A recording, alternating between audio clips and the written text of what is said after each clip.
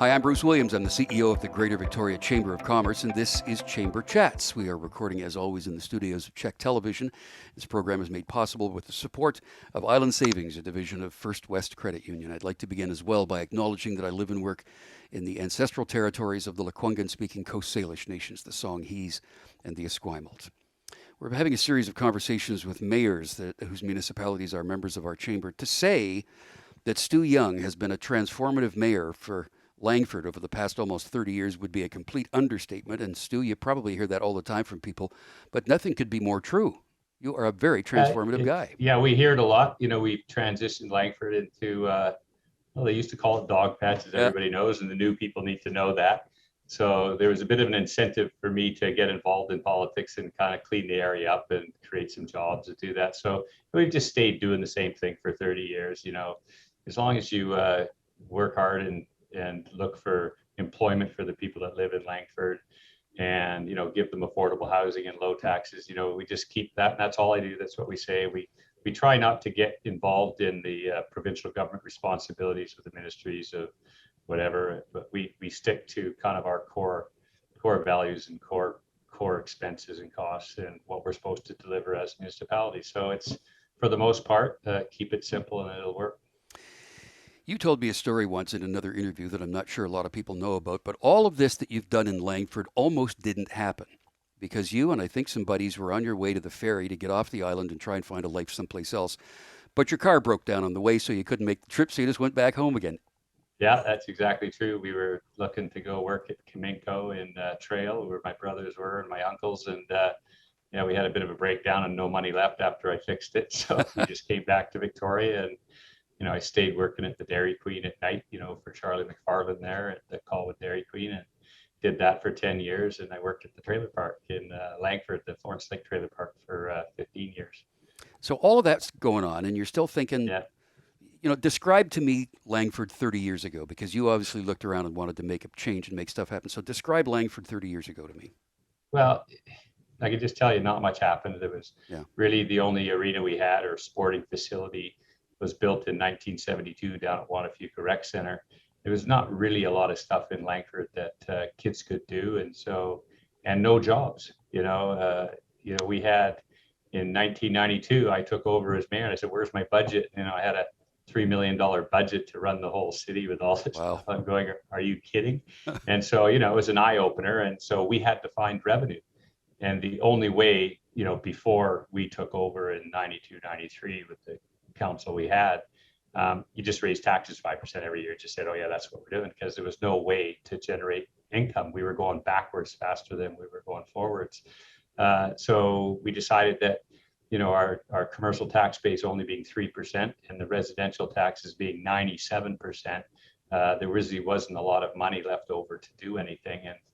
And so we just tried to attract businesses, and get a little bit more in tune with how a city is run and where the revenue comes from, and how do we actually make it better, and how do we employ people, how do we build an economy. And then we started doing, as everybody knows, big box stores, because I didn't have any jobs, so anything that I could do to get 200 jobs, that's what we would do. Mm-hmm. So we just kind of kept it simple and looked at where the problems were and looked for solutions. As you move through this whole process, of course, when you go through a door, then another one opens, and you bring stuff in and things change. So what kind of changes did you see that were happening? Where were the pivots and where were the changes and priorities through that process? Well, a lot of it was just, the biggest problem we had is you would raise a family in Langford, and basically you graduate and you leave Langford. And that happened. I had 6 of us, and brothers and sisters, total of 6 of us there, and basically 4 of them left, because they had to go somewhere else. There was no jobs in Langford. So that was the pivoting point, I guess, was realizing that, letting people know, and having that dialogue through the, changing the city, changing to a city. We were an unorganized area before that, under the regional district. And then before Langford became a municipality, I was helping on the committees to do that, working with everybody and explaining to them, we need to take ownership of the city and actually have a council and make decisions. Because before it was just done by 1 or 2 people making decisions as to what we're doing. But we needed a change, and that was the transition point, is when in 92, we changed to an actual municipality with this proper structure and, the ability to talk about taxes and revenue. And that's when I got the big eye opener. And I said, well, we need to do a lot here to improve our city. We just don't have any money. There was no money available. The term that's quite often associated with Langford is you are business friendly. Yeah. What does that mean, and how do you do that? It means that we know where our money comes from. We were not business friendly before. We didn't really have, red carpet treatment for anybody that wanted to open a business and employ Langford people. So we changed that. We said, no, we are open for business. I made that really clear in the beginning, and I would actually phone businesses to say, hey, why don't you locate to Langford? We've got land. I can, help you get situated and bring your employees here and hire Langford people. And Langford has always had great workers. We're a blue collar community, and we've always got the talent here to do almost any job and build any type of building. And so it's just that exodus every morning in the traffic going into Victoria. There was a lot of government jobs, of course, that Langford residents would have to get in that. They called it the Colwood Crawl years ago, just to get downtown.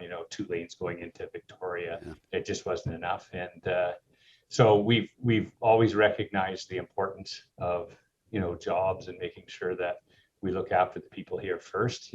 My job is to look after Langford, and we needed to make the change and do what we're doing now today. We're still doing that, putting people first and making sure jobs are important, because that's how you build a community. And of course, the business community is so important. And without the business community and rolling out the red carpet for business, there'd be a lot of unemployed Langford people here. We wouldn't be able to have all the beautiful recreation facilities with the stadiums and the parks and the trails and the all the services that you see now in Langford, is because we have that open door policy. And we don't treat business as a bad thing. We treat it as a good thing for our community. And development isn't frowned upon in Langford. We know that that's the bread and butter of our community, is the people that live in Langford, raising their family in Langford. They're usually tradespeople, and that was the important part of the growth of Langford. I have heard from people, tell me whether this is true or not, that if someone puts in a request for a business permit, if it's not dealt with in a certain short period of time, it ends up on your desk and you do something about it. Is that actually right? The business license or permit, we have that perpetual one where you just do it once and it's there forever. You don't have to apply every year for a business license. What I said was, in a rezoning application, if it sits on your desk for more than 3 months and nothing's happening, then somebody has to make a decision. That's what we get taxes for. So if a Langford business person or resident wants to look at a rezoning and or do improvements or build a new building and attract a new business, we had to make sure that we didn't just talk, that we actually did stuff like to actually improve our community. So no red tape. Like, we drew that right out and we said, if it's not done in 3 months and acted on, then it comes across my desk. So in 29 years since I've made that statement, nothing has actually had to come back to my desk. So it's working. Everybody knows that in order to attract jobs in an economy for Langford, you don't just say to a guy, yeah, hey, put in an application, and it sits on a worker's desk or something for 3-4 months before it gets back to council. That's not acceptable. That's why you have a housing crisis. That's why we don't have supply and demand. That's why our housing prices are so high right now, is because there's not enough supply. A lot of it due to the global economy meltdown in 09, 010, and we've never really caught up since then. And the prices have gone up steadily since then. We need to build more houses for people faster, or more condos, more townhouses. We need to build every type of housing that you can in order to get a supply out there, so it becomes easier for young people or seniors or anybody to buy, whether it be a condo unit or single family homes. Almost impossible now. Like, it's not on the horizon for a lot of young people.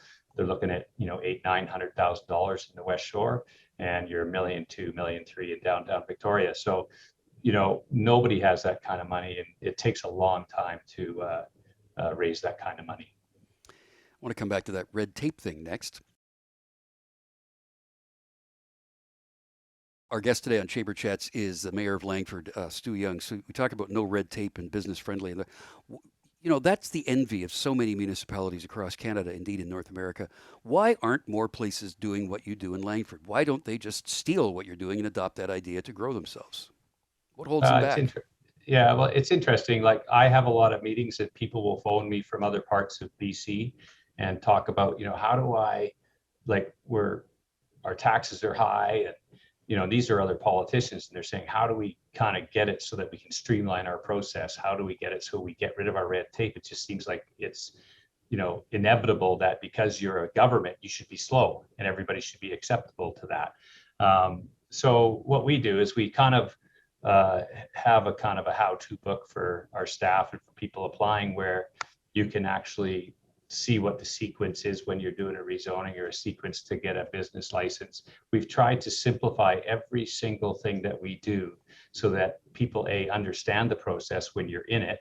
You don't have to hire a whole bunch of lawyers and architects to try and get through a process. We're not that bureaucratic. We're not that red tape. So it saves money, and time is money too. So it saves time as well. So when you put those parameters in, it makes more sense for somebody to invest in Langford when they know that we don't have a whole bunch of red tape and stuff you have to hop through. If you have to wait 3 years for a rezoning, when the paperwork gets handed in, you should be within 30 to 60 days be able to get your reports done at City Hall and put it on a council agenda for us to vote on it.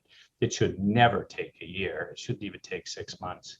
But we've tried to pride ourselves on 3 months, and we did that red tape removal because Langford had a lot of red tape in '92. It was all these bylaws that we had from the CRD and all these rules and regulations in our, OCPs and things like that. So we had to change all that. We had to make it more of a, if you're going to build a livable community, you better have the jobs to go along with it for the families out here. And we knew we were the youngest demographic in the region, and we knew that it was really important for people to have a job when you're raising a family. And we've been successful at that for 28, 29 years. We've always been able to build enough housing for Langford, but also for the region, because we're probably the leader in building single family homes for the last 10 years in the whole region. But now we're transitioning from that and going higher now, because we've done enough urban sprawl, let's say, because we just can't keep growing out and out, putting single family homes for $900,000. You're going to see a little bit of a tightening up. We're saying our downtown core, where the older houses are, the older parts of Langford that need to be, redone and improved. You're going to see taller buildings there right in our downtown core. It'll improve our transit. We'll put some parks in our downtown, and we'll be able to build a truly walkable, livable city is what we're after now. And if you're going to go on a smaller footprint and have 100 condos on it, is better than 3 6-story buildings over a 3-acre piece for the same amount of people. And we can get more services for the people of Langford, more trails, more parks in our downtown core, better than spreading it out with all housing. We actually have to bulldoze houses now that are in the core just to make a park, because there was no real planning in our downtown core 30, 40, 50 years ago. It was just, that's what was built, was a bunch of old 1940s, 50s wartime houses. And it's now time we're moving into a transition to build almost a renovation, and for our downtown core now on the whole piece. Yeah. You talked in the first place about the big box stores being brought in. Langford's not all about big box, and I know that for a fact because in conversations with people like Donna Petrie and Darren Kydick in the Langford, but you're looking for niche. So, for example, at that Belmont complex where Thrifty Foods is the anchor tenant, you got all these Yeah. other little niche things popping up, little origin bakeries and things are happening there. So it Yeah. really is becoming a more diverse place, not all big box. So tell me about the future of that. Yeah. So we haven't built a big box store here in 15 years. Yeah. So, what we've got is fill in now, and a lot of boutique restaurants, hotels, things like that. And our recreation is like second to none. Like, we've built so much recreation, so many fields for kids. And, the stadium is just a big hit with Pacific FC there, a professional soccer team. And you've got the mountain biking stuff at Bear Mountain, and you got the Yeah. golf and all that stuff. Anyway, we've seen though in the pandemic the importance of diversity within an economy because, of course, Yes. tourism and hospitality took a huge hit. So I want to talk about diversifying the economy in Langford next. Our guest on the Chamber Chat today is Stu Young. He's the mayor of the City of Langford. So, Stu, we saw that tourism took a huge hit in the pandemic and hospitality along with it. So, reliance on that sector proves the need for diversity. We want a strong tourism and hospitality sector, but we need to have more diverse elements within the economy to bolster Right. the economy in general. What are the diversity in the economy plans for Langford? Well, we recognize that. Like, we have a lot of people in construction, and we've been very fortunate that, we've been able to continue on with construction as an essential service through COVID. And what we've been working on is some tourism initiatives with our neighbors. So it's not just come to Langford and we're going to be the Victoria of tourism, Langford tourism. It's about working with our partners, working with First Nations like the Malahat Nation with the Skywalk. So, we just launched yesterday the Spirit Loop, and yeah, you go from Langford out to Souk, out to Renfrew, into the Cowichan Valley, to the wineries, and then back to the Skywalk, at the Malahat Nation there. And then, so it's just a great loop. You get to meet a lot of local small business guys there, with their pizza ovens and their coffee shops. And it just feels like a great thing to do. And what's changed and what we're trying to do is look at what the people want. And what people have said time and time again to me is like, you know what, we're so fortunate to be in Langford or Souk because we've got the wilderness at our fingertips and we can go out there and enjoy it. During COVID, everybody went out to the outdoors. The camping and everything else was full, very difficult to get around on your own island where we used to be able to do it, without thinking about it. You actually have to plan it now. So what we're doing is working with, the Souk Nation and the Malahat and Souk itself and Port Renfrew to build this economic triangle or economic link where people can come out to the West Shore and actually spend 2 or 3 days and actually do a beautiful loop, do the beach, Botanical Beach, go fishing in Souk, golfing at Bear Mountain, there's just so much to do all along the way. And go to the winery in Cowichan Valley, spectacular wineries there, and then end up at the Skywalk on the Malahat there, and it's just absolutely amazing when we did our opening there last night. Yeah, one of the reasons a lot of us don't go into public office is because we don't want to put up with what people want to say to us or about us, right? Because you have to Yeah, be very thick-skinned to do this. So, you hear lots of accolades from people, but you put up with a lot of crap too, because there's people that email you or they call you when you pick up the phone yeah. or you open the email. What do you hear from people? What are they saying to you? Well, fortunately for me, I'm out walking around the community all the time. I'm always out and about doing stuff, and I know a lot of people, and they really are supportive. I got to tell you, in Langford, the people that have been here a long time and watched where we came from 30 years ago to where we are today know that it's a massive improvement. And the people that have a job are grateful to have a job where 30 years ago there was no jobs in Langford. You were lucky to get employment in Langford. There was nothing there for, young families, and whoever thought, 30 years ago you could actually get 2 jobs in a family in the same town, or city as Langford. You have the kind of passion that you very rarely see in someone who's in public office, and you don't let stuff get you down. We're just about out of time, but Stu, tell me this. What's been the most surprising thing about being mayor over these last 29 years? Well, it has to be that I've been here for 30 years. I never expected to be a politician. I'm not really a politician. I just get out there and I make decisions for the people and do the best I can. And I know I'm not going to make everybody happy, but I can tell you I'll make a decision and you will get a yes or a no, and you may not like it. But, we're goal oriented here. We don't want to sit back and, if we don't know how to vote on something, to just let people know. And then just, you get 7 people on council, 7 people make a vote, not just me. So it shouldn't all be focused on the mayor. We've got some great councillors, and we really should understand that when you look around the, Canada, and look at how municipalities are run and look at they're doing. Langford's done a heck of a job with the staff and with the council that we have. So I wouldn't be able to do this job, and I wouldn't do this job unless I had a council that was supportive. And we don't have the bickering back and forth, because I don't put up with that. I don't want to deal with that. I want to just make the decisions that are right, move on. And if I made a bad decision, I still move on. Like, I don't dwell on it and let it get me down. I think that you have to be positive as a counselor nowadays, or a mayor. You have to put on the brave face and get out there and talk the talk about your community in a positive way.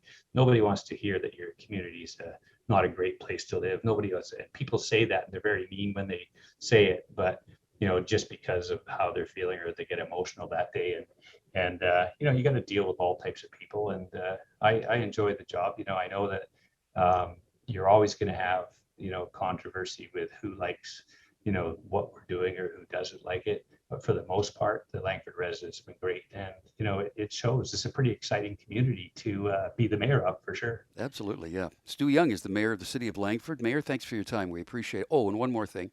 Yep. Are you running again?